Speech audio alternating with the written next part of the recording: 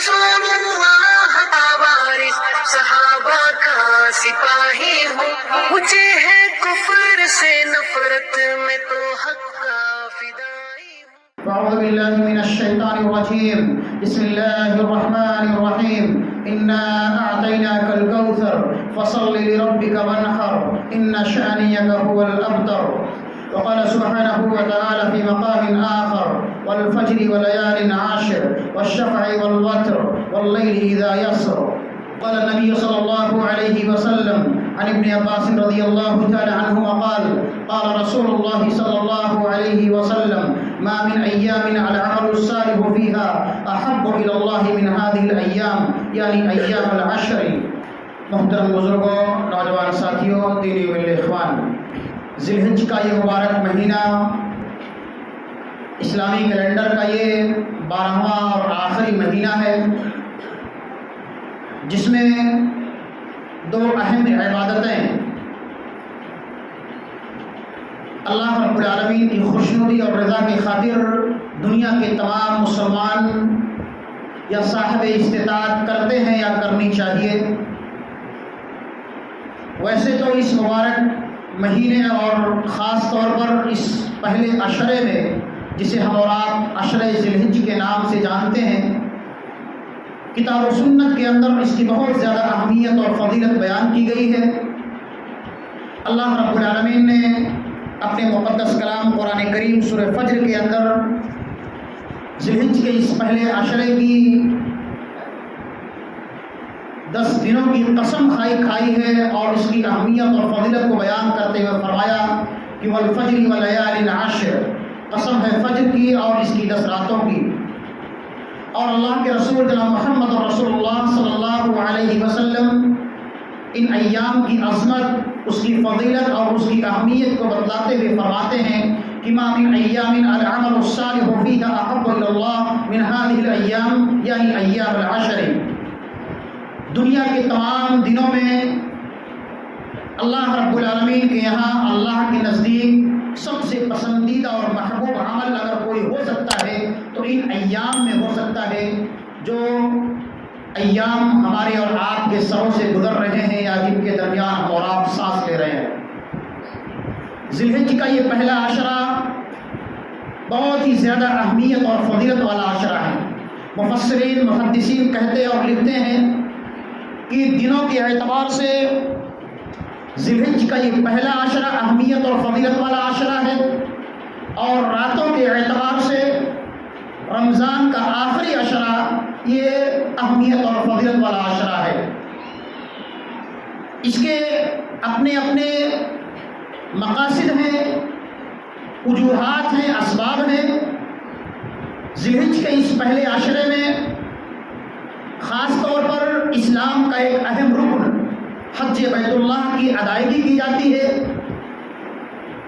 سیدنا ابراہیم علیہ السلام، ان کے لخت جگر اسماعیل علیہ السلام کی سنت اور ان کی یادگار کو زندہ کیا جاتا ہے۔ اللہ کے رسول جناب محمد رسول اللہ کی سنت مبارکہ یعنی قربانی کی یاد تازہ کی جاتی ہے۔ اور اسی طرح سے رمضان کے آخری عشرے میں ایک ایسی رات ہوتی ہے، اس کی تاپ راتوں میں ایک ایسی رات ہوتی ہے جس کی عبادت 1000 مہینوں کی عبادتوں سے افضل اور بہتر ہوتی ہے۔ تو دونوں کے اپنے مقاصد ہیں، اپنے وجوہات ہیں۔ بہرکیف آج ہم اور آپ جن ایام سے گزر رہے ہیں، یہ ذی الحج کا پہلا عشرہ ہے، اور اس کی دوسری فضیلت یہ بھی ہے، اس کی عظمت یہ بھی ہے کہ یہ ذی الحج کا مہینہ حرمت والے ان مہینوں میں سے ایک مہینہ بھی ہے جس کا تذکرہ اللہ رب العالمین نے قرآن کریم کے اندر فرمایا ہے کہ ان عدۃ الشہور عند اللہ 12 شہرا فی کتاب اللہ یوم خلق السماوات والارض منها 4 حرم ذلك الدین القیم فلا تظلموا فیہن انفسکم۔ اور اللہ کے حبیب فرماتے ہیں السنۃ 12 شہرا منها 4 حرم 3 متوالیات ذو القعدۃ وذو الحجۃ والمحرم ورجب مضر الذي بين جمادى وشعبان رواه البخاری فی کتاب التفسیر باب سورۃ التوبہ۔ اللہ کے حبیب فرماتے ہیں کہ اللہ نے سال کو 12 مہینوں میں تقسیم کر دیا ہے، ان 12 مہینوں میں سے 4 مہینے ایسے ہیں جن کی تقدس اور عظمت کو اللہ رب العالمین نے اپنے قرآن کے اندر اپنی حدیث کے اندر بیان فرمایا ہے۔ پہلا مہینہ ذی القعدہ کا مہینہ اور دوسرا ذی الحجہ کا مہینہ ہے۔ یہ ذی الحجہ کا مہینہ جس کی آج 4 تاریخ ہے، اس کے بہت سارے ایسے اعمال ہیں جن کے کرنے کی اللہ رب العالمین نے ہم کو اور آپ کو تعلیم دی ہے، ترغیب دی ہے، نبی نے کر کے بتلایا اور سکھلایا ہے، اور امت کو اس بات کی تعلیم دی ہے کہ اگر تم اللہ کی رضا جوئی چاہتے ہو، اللہ کی خوشنودی چاہتے ہو، اپنے گناہوں کو اللہ سے معاف کرانا چاہتے ہو، تو ان ایام کی قدر کرو اور ان ایام کی قدر کر کے اپنے پروردگار سے اپنے گناہوں کی بخشش کرا لو۔ میرے بھائیو بزرگوں، خاص طور پر یہ ہماری خوش نصیبی ہے، یہ ہماری خوش بختی ہے کہ اللہ رب العالمین نے ہمیں اور آپ کو یہ ذی الحجہ کا پہلا عشرہ نصیب فرمایا ہے،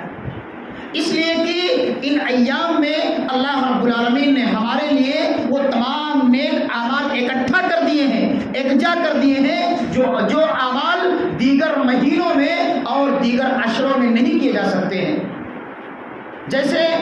اللہ کے حبیب کا فرمان ہے کہ دنیا کے تمام دنوں میں سب سے بہتر دن اور ایام یہی ذی الحجہ کے ایام ہیں، عشر ذی الحجہ ہیں، اس لیے کہ ان دنوں میں ایک دن ایسا بھی ہے جسے ہم اور آپ عرفہ کے نام سے جانتے ہیں۔ پہلی چیز یہ ہے تو ان ایام میں حجاج کرام اللہ رب العالمین کی خوشنودی کی خاطر 8 ذی الحجہ سے لے کر کے بقیہ دنوں میں اللہ رب العالمین کے مقدس گھر کی زیارت کرتے ہیں، طواف کرتے ہیں منی میں، اور وقوف عرفہ کرتے ہیں۔ عرفہ کے مقام میں 9 ذی الحجہ کو جا کر کے اللہ رب العالمین سے خالص توبہ اور استغفار کرتے ہیں، جس کے بارے میں اللہ کے رسول کا فرمان ہے کہ وقوف عرفہ ہی حج کا سب سے بڑا رکن ہے۔ اگر کوئی حاجی اپنے شہر، اپنے ملک، اپنے گاؤں بستی کو چھوڑ کر کے مکہ جاتا ہے اور وہاں جا کر کے خانہ کعبہ کا طواف بھی کرتا ہے، سب کچھ کرتا ہے، وہ حج کے وہ تمام ارکان کرتا ہے، لیکن وہ مقام عرفات میں اگر وقوف نہیں کرتا ہے، عرفات کے میدان میں اگر وہ ٹھہرتا نہیں ہے، وہاں جا کر کے دعائیں نہیں کرتا ہے، تو اس کا حج اللہ کی بارگاہ میں قبول نہیں ہو سکتا ہے۔ حج کا سب سے بڑا رکن کیا ہے؟ یہ مقام عرفات میں، عرفات کے اس میدان میں جا کر کے اللہ رب العالمین سے توبہ اور استغفار کرنا ہے، اللہ سے دعائیں کرنا ہے۔ خوش نصیب ہیں وہ لوگ جنہیں اللہ نے یہ توفیق بخشی ہے اور جنہیں اللہ رب العالمین نے اپنے گھر کا جو ہے دیدار کرایا ہے۔ اللہ ہم سب کو اس بات کی توفیق عطا فرمائے۔ تو یہ یوم عرفہ جو اللہ رب العالمین کی خوشنودی کی خاطر حجاج کرام وہاں وقوف کرتے ہیں، وہاں ٹھہرتے ہیں اور وہاں اللہ سے دعائیں کرتے ہیں، گریہ آوازاری کرتے ہیں، یہ تو خوش نصیبی ہے حجاج کرام کے لیے۔ لیکن جو غیر حجاج ہیں، جو اپنے ملکوں میں ہیں، اپنے شہروں میں ہیں، اپنے گھروں میں ہیں، ان کے لیے بھی اللہ نے ایک بہترین، ایک حسین تحفہ رکھا ہے۔ اللہ نے ان کو مایوس نہیں رکھا کہ تم اپنے شہر میں ہو، اپنے گھر میں ہو، تم اللہ کی رحمت سے اور اللہ کی امید سے نا امید مت ہو۔ لا تقنطوا من رحمت اللہ، اللہ کی رحمت سے نا امید مت ہو۔ اللہ کے رسول نے اور اللہ رب العالمین نے ہم کو آپ کو ایک تحفہ دیا ہے کہ حجاج جہاں مقام عرفات میں وقوف کر کے اللہ سے دعائیں کرتے ہیں، گریہ آوازاری کرتے ہیں، اپنے گناہوں پر روتے اور گڑگڑاتے ہیں، اور اللہ رب العالمین عام اعلان کرتا ہے اور فرشتوں پر فخر کرتا ہے کہ یہ میرے بندے کس مقصد کے لیے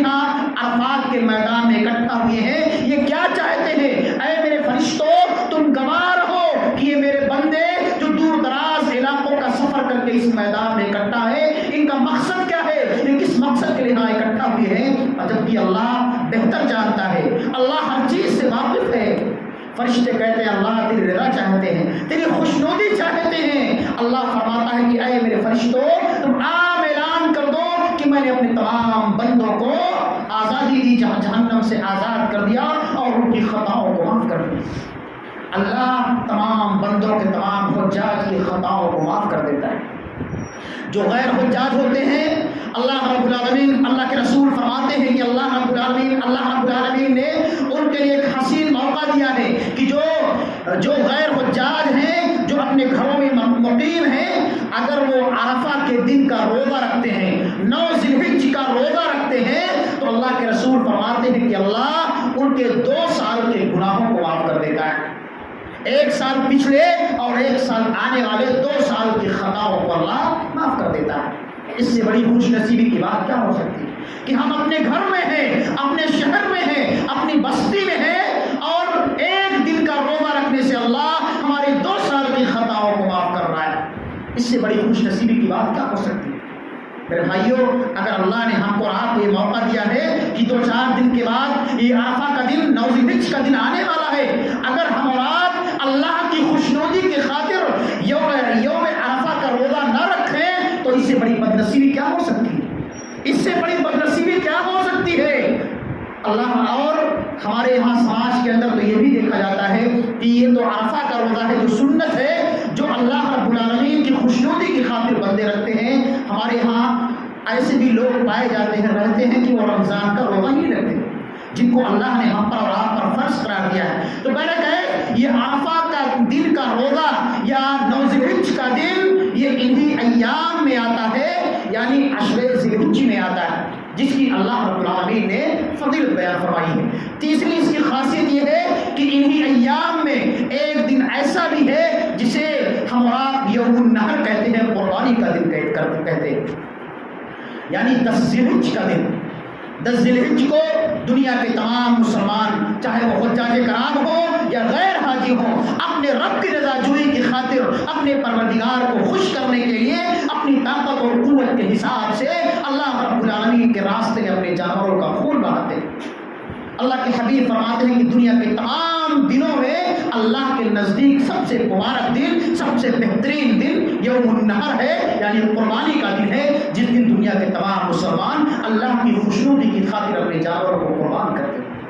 اگر ایک مسلمان جس کو اللہ نے طاقت دی ہے، قوت دی ہے، استطاعت دی ہے، اور اگر وہ قربانی نہیں کرتا ہے، اللہ کی خوشنودی کی خاطر اپنے جانوروں کا خون نہیں بہاتا ہے، تو اللہ کے حبیب کا فرمان ہے کہ ایسا انسان اللہ کے مسلمانوں کی عیدگاہ میں شریک نہ ہو اور مسلمانوں کے ساتھ نماز نہ پڑھے۔ جس کے پاس طاقت ہے، قوت ہے،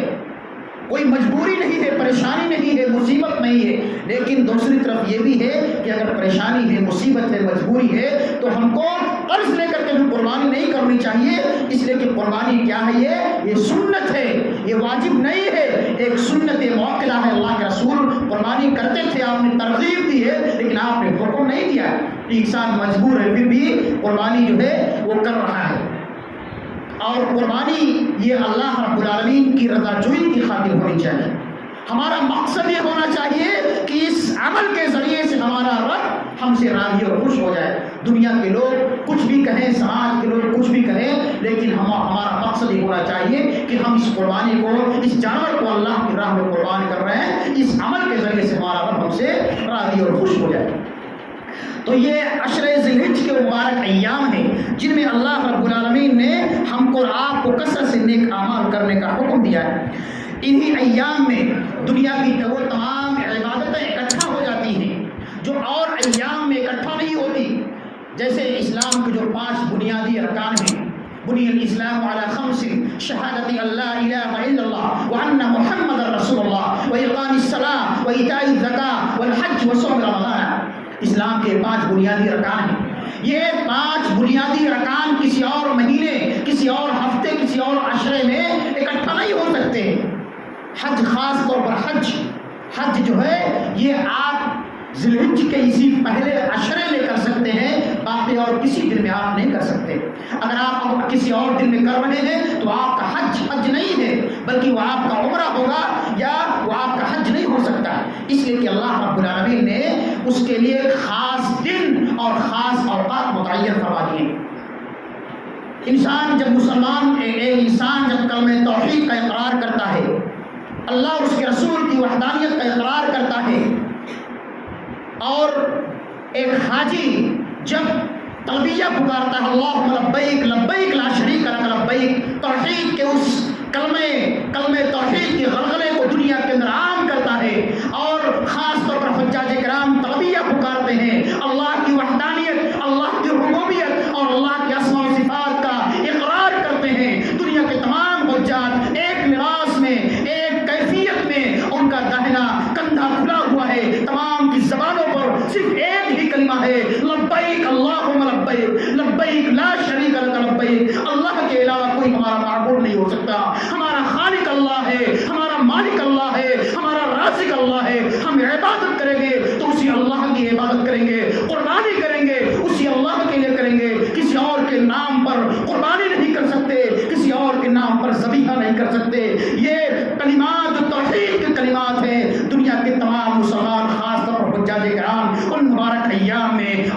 رب العالمین کی خوشنودی کی خاطر اپنی زبانوں سے ادا کرتے ہیں، نمازوں کا اہتمام کرتے ہیں، خاص طور پر خانہ کعبہ میں جا کر کے، حدود حرم میں جا کر کے رب العالمین کی رضا جوئی کی خاطر 5 وقتہ نمازوں کا اہتمام کرتے ہیں، کثرت سے نوافل کا اہتمام کرتے ہیں، اور اسی طرح سے اللہ کے دیے ہوئے مال کو اس کی راہ میں خرچ کرتے ہیں،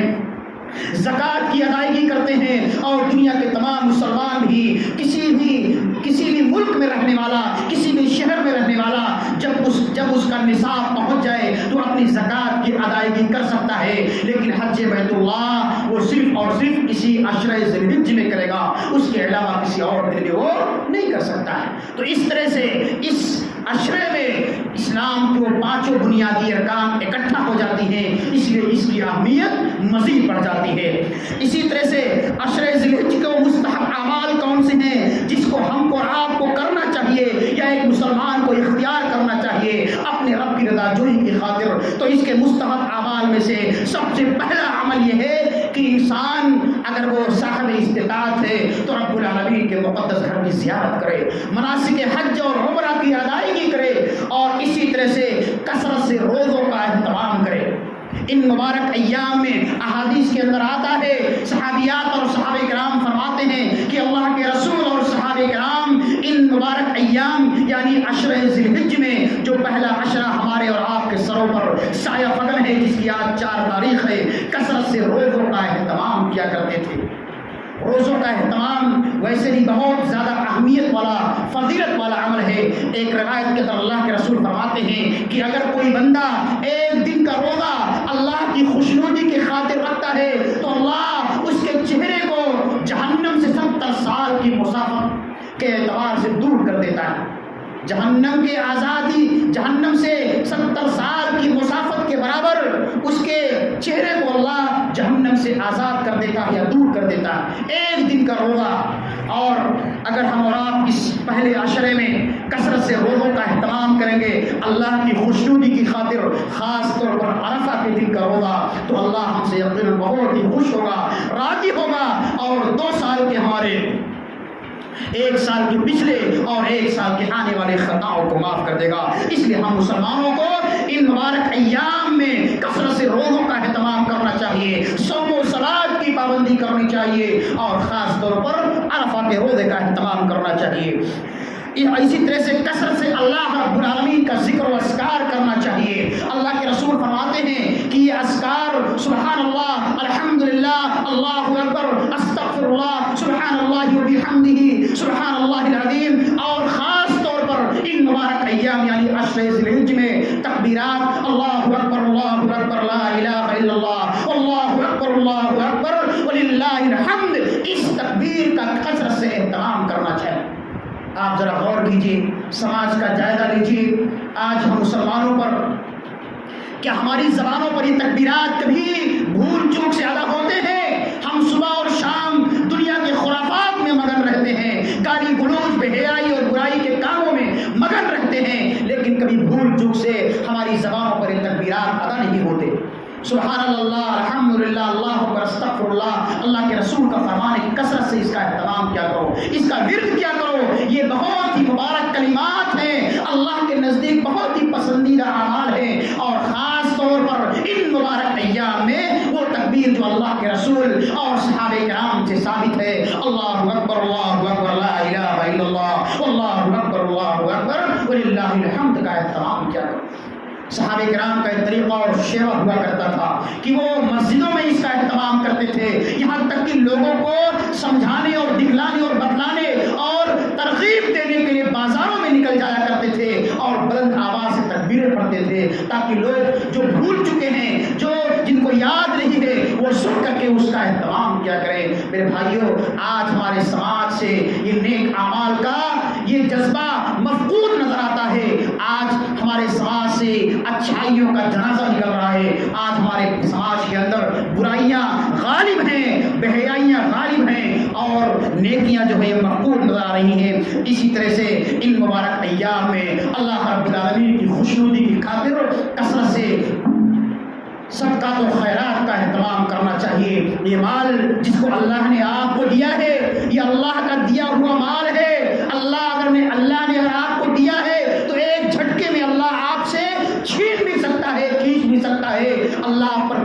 پریشانی ڈال دے، کوئی مصیبت ڈال دے، کوئی بیماری آپ پر ڈال دے، کسی بیماری میں آپ کو مسلط کر دے، اس طرح سے اللہ کا عذاب آپ پر کسی بھی طرح سے آ سکتا ہے۔ اس لیے میرے بھائیوں، اللہ نے جس اعتبار سے جیسا ہم کو جو کچھ دیا ہے اس کی راہ میں کم زیادہ کچھ نہ کچھ خرچ کرنی چاہیے، خاص طور پر ان مبارک ایام میں جو بہت ہی زیادہ اہمیت اور فضیلت والے اعمال ہیں۔ اور انہی مبارک ایام میں ایک بہت ہی اہم عبادت جہاں حج بیت اللہ ادا کی جاتی ہے، وہی قربانی کی عبادت ادا کی جاتی ہے۔ اور یہ قربانی کیا ہے؟ یہ قربانی جسے ہم اور آپ ایک رسم کے طور پر ادا کرتے ہیں، ایک عادت کے طور پر قربانی کرتے ہیں، دراصل یہ قربانی ایک عادت نہیں بلکہ ایک عبادت ہے، عبادت۔ یہ قربانی وہ قربانی ہے کہ ایک باپ نے اپنے بیٹے کو اللہ کی راہ میں قربان کرنے کا فیصلہ کر لیا تھا اور چھری کو اپنے بیٹے اسماعیل کے گلے پر پھیر دیا تھا، ایک اللہ کے حکم پر۔ وہ بھی حکم کیسا تھا؟ باپ خواب دیکھتا ہے کہ وہ اپنے بیٹے کو اللہ کی راہ میں ذبح کر رہا ہے، اور وہ بھی بیٹا کیسا ہے جو بڑی مدتوں کے بعد، بڑی آرزو اور تمناؤں کے بعد، بڑی دعاؤں کے بعد 80 سال کی عمر میں اللہ رب العالمین نے اس کو دیا تھا۔ بڑھاپے کا سہارا تھا، بڑھاپے کی لاٹھی تھی۔ ابراہیم کو اللہ رب العالمین حضرت ہاجرہ سے ایک نوخیز لڑکا دیتا ہے جس کا نام اسماعیل ہے، اور اسماعیل کو اللہ رب العالمین کے حکم سے حضرت ابراہیم علیہ السلام حضرت ہاجرہ اور حضرت اسماعیل کو لے کر کے اللہ کے حکم سے مکہ کی اس چٹیل اور بے آب و گیا سرزمین پر لا کر کے چھوڑ دیتے ہیں، جہاں آج زمزم کا کنواں ہے، خانہ کعبہ جہاں آج اللہ کا مقدس گھر ہے، یہی وہ عبادت ہے۔ اللہ رب العالمین کی رضا جوئی کی خاطر اللہ رب العالمین کے حکم سے حضرت ابراہیم علیہ السلام اپنے بیٹے اسماعیل اور ان کی ماں حضرت ہاجرہ کو لا کر کے وہاں چھوڑ دیتے ہیں۔ اور جب جانے لگتے ہیں، بیوی پوچھتی ہے کہ اے میرے شوہر نامدار، آپ اس چٹیل، اس بے آب و گیا سرزمین پر جہاں نہ کھانے کے لیے کھانا ہے، نہ پینے کے لیے پانی ہے، نہ کوئی انسان ہے، نہ کوئی جانور ہے، آپ یہاں ہمیں کس کے سہارے چھوڑ کر کے جا رہے ہیں؟ دودھ پیتا ہوا بچہ ہے، ایک ماں ہے، ایک معصوم بیٹا ہے، آپ کس کے سہارے ہمیں یہاں بے آب و گیا اور چٹیا اور ریگستان میدان میں چھوڑ کر کے جا رہے ہیں؟ ابراہیم خاموش ہے، کوئی جواب نہیں دیتے، 2 بار 3 بار سوال کرتی ہیں، آخرکار وہ پوچھتی ہے اے میرے شوہر نامدار، آپ بتائیے کیا ایسا کرنا یہ اللہ رب العالمین کی طرف سے آپ کو حکم دیا گیا ہے؟ حضرت ابراہیم کہتے ہیں ہاں، مجھے اللہ رب العالمین نے ایسا کرنے کا حکم دیا ہے کہ میں تمہیں اور اپنے بیٹے کو اس آب و گیا سرزمین پر چھوڑ کر کے چلا جاؤں۔ حضرت ہاجرہ جو ایک اطاعت شعار بیوی تھی، اللہ والی تھی، دیندار تھی، تقوی شعار تھی، سمجھ گئی کہ اللہ کا کچھ منشا ہے، اللہ کی حکمت اور مصلحت ہے۔ کہتی ہیں اذن لا یضع اللہ، آپ جائیے، ہمارا اللہ پر بھروسہ ہے، اگر اللہ نے آپ کو ایسا کرنے کا حکم دیا ہے تو اللہ ہم کو ضائع اور برباد نہیں کرے گا، آپ جائیے، اللہ پر ہمارا بھروسہ ہے۔ اور حضرت ابراہیم علیہ السلام ایک معصوم بیٹے اور ایک اطاعت شعار بیوی کو چھوڑ کر کے وہاں سے چلے جاتے ہیں۔ ایک پہاڑی پر پہنچتے ہیں، دیکھتے ہیں کہ بیوی اور بچے دکھائی نہیں دیتے،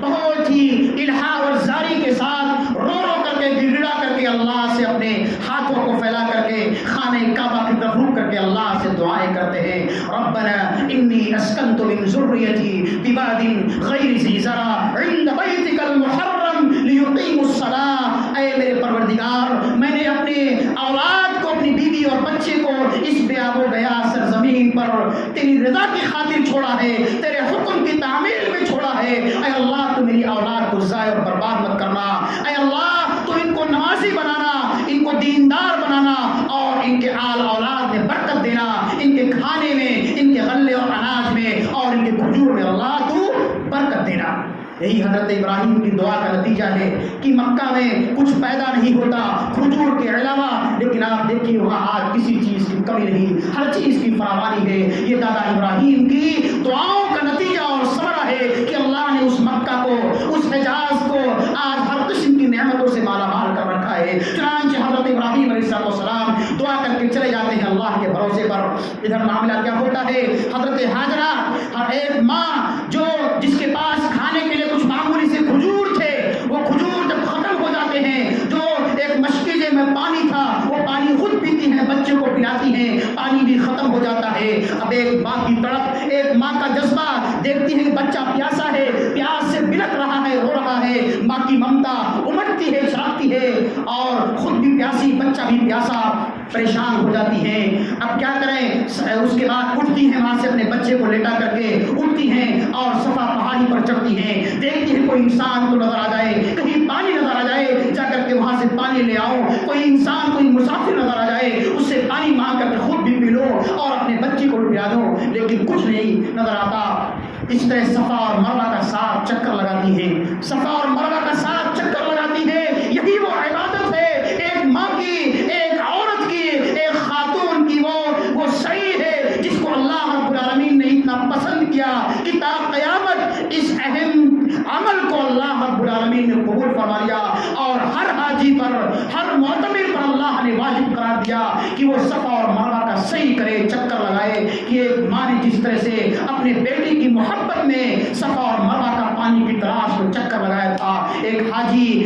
جب حج کرنے کے لیے جاتا ہے تو اللہ کی خوشنودی کی خاطر حضرت ہاجرہ کی اس سنت کو زندہ کرتے ہوئے صفا اور مروہ کی صحیح لگاتا ہے، 7 چکر لگاتا ہے۔ جب 7واں چکر مکمل ہوتا ہے، اللہ رب العالمین کی طرف سے حضرت جبریل آتے ہیں اور یہ پکارتے ہیں ہاجرہ کو،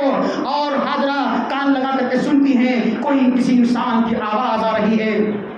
وہاں پہنچتی ہیں، دیکھتی ہیں، بعض روایتوں کے اندر آتا ہے کہ حضرت جبریل علیہ السلام نے اپنے پنکھ سے زمین پر اپنے پنکھ کو مارتے ہیں اور وہاں سے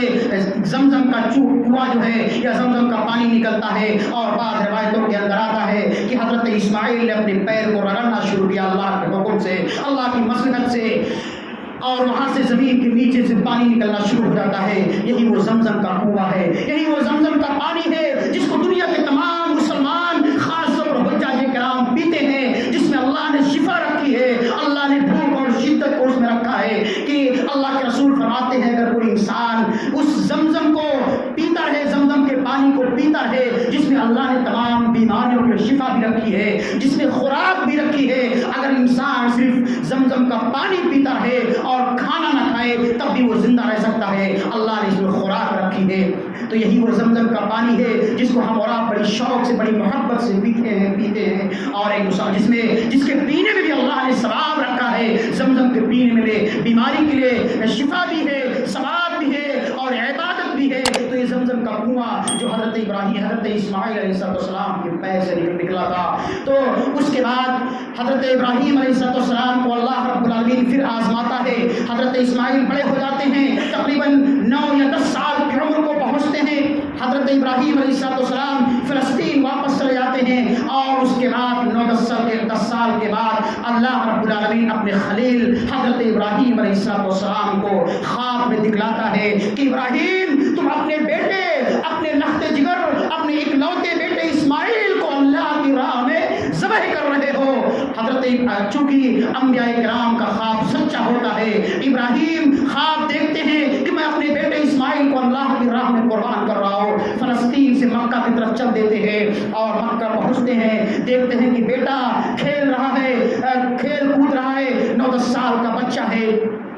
بیٹا آتا ہے، اسماعیل آتے ہیں، باپ سے لپٹ جاتے ہیں، دونوں جو ہے باپ اور بیٹے ملتے ہیں، محبت کا اظہار کرتے ہیں۔ اس کے بعد ایک باپ اپنے بیٹے کو یہ خوشخبری سناتا ہے، یہ پوچھتا ہے کہ یا بنیا انی ارا فی المنام انی اذبحک فانظر ماذا تری، اے میرے لخت جگر، اے میرے نور نظر، میں نے خواب میں دیکھا ہے کہ میں تجھے اللہ کی راہ میں ذبح کر رہا ہوں، بتا تیری رائے کیا ہے، بتا تو کیا چاہتا ہے، کیا تو اللہ کی راہ میں قربان ہونا چاہتا ہے کہ نہیں چاہتا ہے؟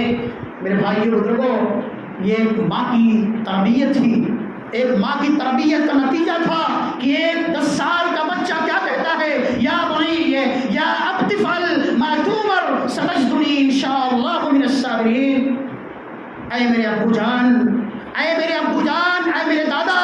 اللہ نے آپ کو جس چیز کے کرنے کا حکم دیا ہے آپ اس کو کر ڈالیے، انشاءاللہ آپ مجھے صابر و شاکر پائیں گے۔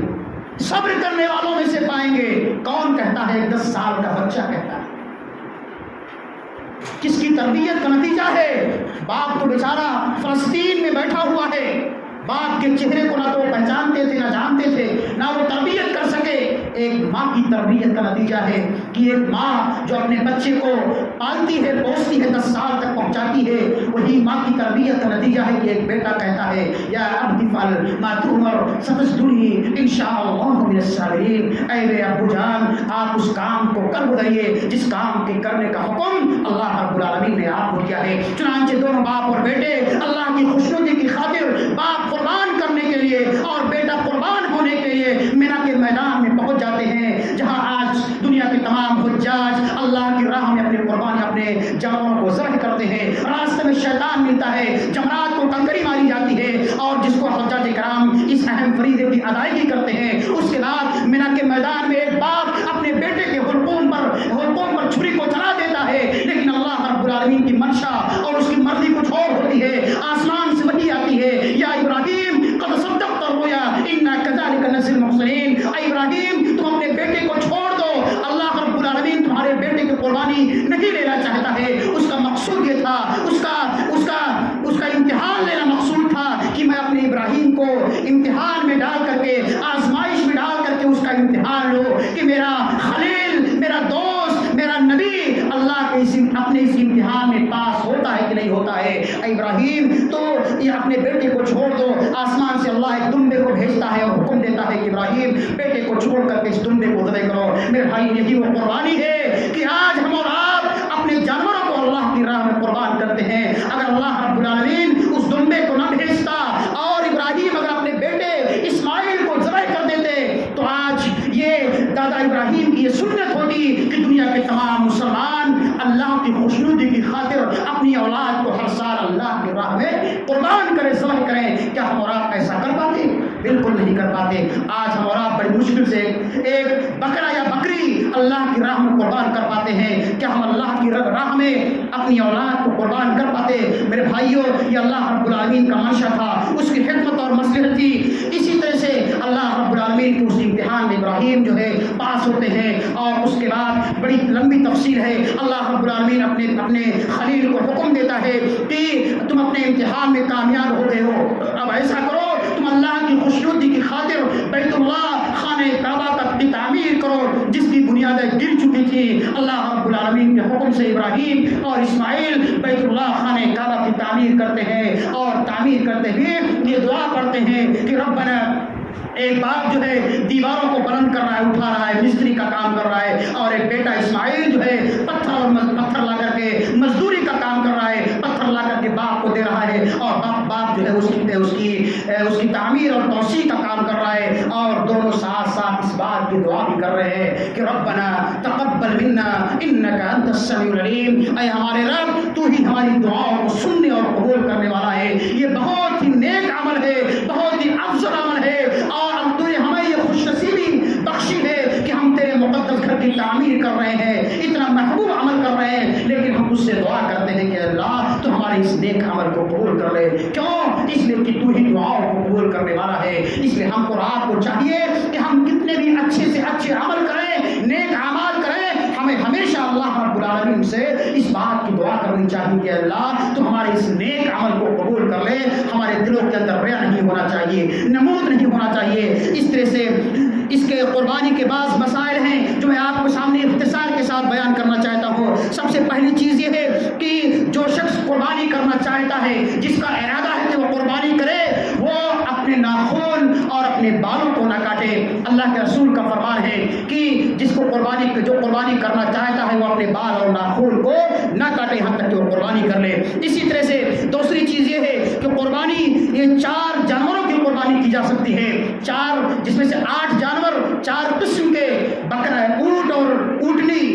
گائے اور بیل، اور اس دمبا اور دمبی، اور بکرا اور بکری، ان 4 جانوروں جانوروں کی قربانی جس کا تذکرہ اللہ نے سورہ انعام کے اندر کیا ہے، من بہیمۃ الانعام، ان 4 جانوروں کی قربانی، ان چاروں میں سے کوئی بھی آپ کیجئے، چاہے بکرا کیجئے یا بکری کیجئے۔ آج کل ہمارے سماج کے اندر بکری جسے اور آپ چھگڑی کے نام سے جانتے ہیں، اس کی قربانی کو معیوب سمجھا جاتا ہے، لیکن قرآن کے اندر ثابت ہے کہ آپ بکری کی یعنی چھگڑی کی قربانی کر سکتے ہیں۔ اسی طرح سے خصی کی قربانی بھی کرنا جائز ہے، حدیث سے ثابت ہے۔ اسی طرح سے قربانی کے جانور یہ عیب دار نہیں ہونے چاہیے، خاص طور پر 4 عیوب سے پاک اور صاف ہونا چاہیے۔ نمبر 1، لنگڑا پن اس کے اندر نہیں ہونا چاہیے کہ اس کا لنگڑا پن بالکل واضح ہو، کانا نہیں ہونا چاہیے کہ اس کا کانا پن بالکل واضح ہو، بیمار نہیں ہونا چاہیے کہ اس کی بیماری واضح ہو، اور اسی طرح سے اتنا کمزور نہ ہو، اتنا دبلا پتلا نہ ہو کہ اس کے جسم کے اندر گوشت نہ ہو، صرف ہڈی ہی ہڈی ہو۔ ایسے جانوروں کی قربانی ہم کو آپ کو نہیں کرنی چاہیے۔ اسی طرح سے جانوروں کی عمر میں کے بارے میں اللہ کے رسول سے فرق سے ثابت ہے کہ 2 دانت کا ہونا چاہیے۔ دانتا یہ قربانی کے لیے شرط ہے کہ ہمارا جانور جو ہے جس کو ہم خرید کر کے لا رہے ہیں، یہ جانور دانتا ہونا چاہیے کہ اس کے 2 دانت نکل چکے ہوں۔ اسی طرح سے قربانی کا وقت، یہ قربانی ہم اور آپ عید الاضحیٰ کی نماز پڑھنے کے بعد کریں گے۔ اگر کوئی انسان، کوئی مسلمان عید الاضحیٰ کی نماز کے پڑھنے سے پہلے اپنے جانوروں کو قربان کر دیتا ہے، ذبح کر دیتا ہے، تو اس کی قربانی اللہ کی بارگاہ میں مقبول نہیں ہوگی۔ ایک صحابی سے ثابت ہے جو تفصیل کے اندر بیان کیا گیا ہے، ایک بکرا یا ایک جانور گھر کے تمام افراد کی طرف سے کافی ہو سکتا ہے، لیکن اگر ہمارے گھروں میں اختلاف ہے یا بٹوارا ہو چکا ہے، اگر چولہے الگ الگ ہیں تو سب کو، اگر طاقت ہے تو سب کو کرنی چاہیے۔ ویسے اگر سب لوگ ایک ساتھ مل بانٹ کے کھا رہے ہیں، ایک باپ کے سائے تلے رہتے ہیں، تو اگر باپ قربانی کر رہا ہے تو سب کی طرف سے وہ کفایت کر جائے گا۔ اسی طرح سے اونٹ میں 10 لوگ اور 7 لوگ بھی، اور گائے میں 7 لوگ شریک ہو سکتے ہیں۔ اس طرح سے قربانی کا جانور ذبح کرنے سے پہلے اپنی چھری کو، اپنی چاقو کو تیز کر لینا چاہیے۔ جانور کو تکلیف نہیں دینا چاہیے کہ ہماری اور آپ کی چاقو یا چھری جو ہے کام نہ کر رہی ہو، اس میں دھار نہ ہو، اور جانور کو آپ 2 موت دے رہے ہو، ایک جو ہے ذبح کرنے کی موت اور ایک کو اس کو تکلیف دے رہے ہو۔ اللہ کے رسول سختی سے منع فرمایا ہے۔ اور جب آپ اپنے جانور کو ذبح کر رہے ہو تو چھری اور چاقو کو اس کے سامنے آپ تیز مت کرو، پہلے سے آپ تیار کر کے رکھو۔ اور اسی طرح سے بہتر یہ ہے کہ انسان اپنے ہاتھ سے خود ذبح کرے اپنے جانور کو، اور اگر خود نہیں ذبح کر سکتا تو کسی اور سے بھی ذبح کرا سکتا ہے، لیکن وہ مسلمان ہو، نمازی ہو، دیندار ہو۔ اور اسی طرح سے ایک عورت بھی اپنے جانور کو اللہ کی راہ میں قربان کر سکتی ہے۔ آپ قربانی دن میں کرو یا رات میں بھی کرو، کبھی بھی کر سکتے ہو، لیکن بہتر یہ ہے کہ اپنے ہاتھ سے کرنی چاہیے۔ اور اسی طرح سے قربانی کرتے ہوئے اللہ کا نام لے کر کے قربانی کرنا چاہیے۔ اللہ کے علاوہ کسی اور کے نام پر آپ قربانی نہیں کر سکتے ہیں۔ اور قربانی کی جو دعا ہے کہ بسم اللہ اللہم تقبل منی، اگر اپنی طرف سے کر رہے ہو بسم اللہ، اللہ کا نام لے کر کے اللہم تقبل منی، اتنی ہی دعا پڑھ لو، آپ کی قربانی انشاءاللہ ہو جائے گی۔ اور انی وجہت وجہیہ جو دعا ثابت ہے وہ بھی ثابت ہے، اس کو بھی پڑھ سکتے ہو۔ اس دعا کا خاص اہتمام کرنا چاہیے۔ اور اگر کسی اور کی طرف سے آپ قربانی کر رہے ہو تو اللہم تقبل من کے بعد اس کا نام لے لیجئے، من عبداللہ، عبد الرحمن، جس کے نام سے آپ قربانی کر رہے ہو۔ اس کے بعد گوشت قربانی کا خود بھی کھائیے، دوسروں کو بھی کھلائیے، اپنے پڑوسیوں کو بھی کھلائیے، اعزاء اور اقارب کو بھی کھلائیے، اس لیے کہ اللہ رب العالمین نے سب کا حق اس میں رکھا ہے۔ صرف قربانی کا گوشت آپ خود مت کھائیے، اپنے فریج میں آپ اسٹاک مت کیجیے، بلکہ اس میں غریبوں، مسکینوں، بیواؤں اور یتیموں کا بھی حصہ ہے، اس کا آپ خیال رکھیے۔ بہتر یہ ہے کہ قربانی کے ایام، یہ سب سے بہتر اور افضل دن قربانی کا دن یعنی یوم النحر کا دن ہے، 10 ذی الحجہ کا دن ہے۔ اور اس کے بعد قربانی کے 3 دن اور ہیں جسے ایام التشریق کہا جاتا ہے۔ اللہ کے رسول سے ثابت ہے کہ یوم النحر کے بعد یعنی قربانی یعنی 10 ذی الحجہ کے بعد 3 دن اور آپ قربانی کیا کرتے تھے۔ اس طرح کل ملا کر کے قربانی کل 4 ایام بنتے ہیں۔ چوتھے دن مغرب کی نماز سے پہلے آپ قربانی کیجیے، یعنی 10 ذی الحجہ، 11، 12 اور 13 4 دنوں کے اندر آپ قربانی کر سکتے ہو۔ سب سے افضل یہ ہے کہ آپ پہلے دن قربانی کیجیے، اور قربانی کرنے سے پہلے آپ جس کے قربانی چونکہ ایک عبادت ہے اور اس عبادت کو ہم اور آپ کو اللہ رب العالمین کی خوشنودی کی خاطر کرنی چاہیے۔ آپ قرض لے کر کے کسی پریشانی میں آپ مبتلا ہو کے قربانی مت کیجیے، اس لیے کہ قربانی یہ سنت مؤکدہ ہے، سنت ہے، اور اس سنت کو زندہ کرنے کے لیے ہم مسلمانوں کو بڑھ چڑھ کر کے حصہ لینا ضرور چاہیے، لیکن کسی مصیبت اور پریشانی میں مبتلا ہو کر کے نہیں۔ اور اس سے بڑی بات یہ ہے کہ بکرا خریدنے سے پہلے آپ نے جس کو بکرا بنایا ہے آپ اس بکرے کی آپ ادائیگی کیجئے۔ آپ جس کے مقروض ہیں، جس کا آپ قرض لے ہوئے ہیں، سماج کے اندر جس کا آپ کھا کر کے بیٹھے ہیں، اس کی آپ قرض کی ادائیگی کیجئے، اس لیے کہ یہ قربانی کرنا واجب نہیں ہے، اور یہ قرض لینا اور قرض کی ادائیگی، یہ قرض کی ادائیگی ہم پر لازم اور ضروری ہے۔ مر جائیں گے آپ اگر آپ کے قرض کی ادائیگی نہیں کی جائے گی تو آپ کی روح کو اللہ رب العالمین معلق رکھے گا، حساب و کتاب نہیں کرے گا۔ آج ہمارے سماج کے اندر دیکھیے لوگ 20,000 کا 25,000 کا بکرا بڑی شوق سے اور بڑی شان سے لے کر کے آتے ہیں، لیکن سماج کے اندر دیکھیے، مشاہدہ کیجیے، آپ سب تاجر ہیں، دیکھیے لوگ جو ہے کسی کا 2,000 باقی ہے، کسی کا 5,000 باقی ہے، کسی کا 10,000 باقی ہے، سال ہر سال گزر جاتے ہیں لیکن دینے کا نام نہیں لیتے، اور ادھر قربانی کے موقع پر بڑی شان سے 10,000 کا 20,000 کا 50,000 کا بکرا لاتے ہیں اور قربانی کرتے ہیں۔ میرے بھائیوں، یہ قربانی کرنا واجب نہیں ہے، سنت ہے، لیکن آپ کے قرض کی ادائیگی یہ ہر حال میں آپ پر لازم اور ضروری ہے، اس لیے پہلے آپ اپنے قرض کی ادائیگی کیجیے۔ مر جاؤ گے کوئی آپ کا 75 نہیں ہوگا، کوئی آپ کے قرض کی ادائیگی کرنے والا نہیں ہوگا، اس لیے اس دنیا کے اندر اپنے قرض کا حساب و کتاب لے لیجیے۔ قیامت دن اللہ اس قرض کے متعلق آپ سے پوچھ تاچھ کرے گا، اس لیے میرے بہت بھائیو بزرگوں، میں سنجیدگی کے ساتھ اس پر غور کرنے کی ضرورت ہے۔ اسی طرح سے قربانی کرنے سے پہلے ہم کو آپ کو پتھرتا نمازی بننا چاہیے، اس لیے کہ نماز کے متعلق اللہ ہم سے پہلے پوچھ تاچھ کرے گا، اور قربانی جو ہم اور آپ کریں ہمارا مقصد یہ ہونا چاہیے کہ اس عمل کے ذریعے سے اللہ ہم سے راضی اور خوش ہو جائے۔ اللہ فرماتا ہے لن ینال اللہ لحومها ولا دماؤها ولکن ینالہ التقوی، قربانیوں کے خون اور گوشت اللہ کو نہیں پہنچتے، اللہ کے پاس ہماری دل کا تقوی اور پرہیزگاری پہنچتی ہے۔ اگر ہم نیت کے ساتھ، اخلاص کے ساتھ، اللہ کے ساتھ قربانی کریں گے اللہ ہماری قربانی کو قبول کر لے گا۔ مکاری ہوگی، ریاکاری ہوگی، اللہ ہماری کسی بھی نیک عمل کو قبول نہیں فرمائے گا۔ اللہ سے دعا ہے کہ مولا کریم تو ہمیں اخلاص اللہ کے ساتھ قربانی کرنے اور اس مبارک عشرے میں کثرت سے نیک اعمال کرنے کی توفیق عطا فرما۔ اللہ تو ہم کو جب تک اس دنیا کے اندر زندہ رکھے ایمان اور اسلام